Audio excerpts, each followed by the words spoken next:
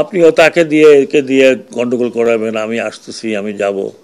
আপনি আসবেন, একটা আপনার দেশ, আসেন না কেন? হু স্টপস ইউ? নাগরিকত্ব তো কারো যায়নি। নাগরিক 21 বছর প্রধানমন্ত্রী তো করেছেন, আপনি স্বেচ্ছায় চলে গেছেন, তো কেউ যেতে বলেন নাই।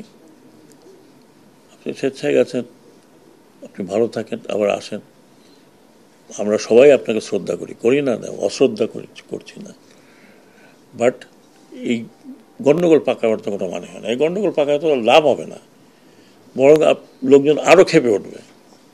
এত বড় মানুষের দল, যিনি এদেশ স্বাধীন করেছেন, এতে তো কোনো সন্দেহ নাই, কারো সন্দেহ থাকার কথা না। উনি স্বাধীনতার নেতৃত্ব দিয়ে, ওনার নামে মুক্তিযুদ্ধ হয়েছে, স্বাধীনতা হয়েছে। তারপরে তা বাকিটি সেই দল এরকমভাবে ভেঙে পড়ে যাবে যে লোকে এখন লুকিয়ে লুকিয়ে বেড়াচ্ছে যে আবার পেলে না কি জানি হয়। আমি ওনাদেরকেও আশা দিচ্ছি, কথা দিচ্ছি, যে আপনারা দল গুছিয়ে নেন। আপনাদের দলকে তো কেউ ব্যান করা নেই।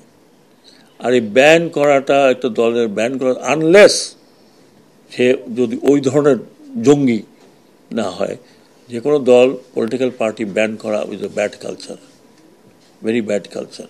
বঙ্গবন্ধুর 1972 কনস্টিটিউশনে কোনো পার্টির নাম তো ছিল না, এই পার্টি ব্যান করতে হবে, ওই পার্টি থাকবে না, ওটা থাকবে না।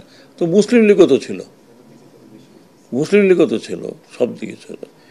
পলিটিক্যাল পার্টিকে ব্যান করা, এটা পলিটিক্যাল ফায়দা হাসিল করার জন্য। আজকে মনে করেন আমি যেটা বলতে চাই না, আরেক পার্টিকে যদি বলে তুমি এই করছো, তোমাকে ব্যান করবো, চিন্তা করেন। So political party will function like political party.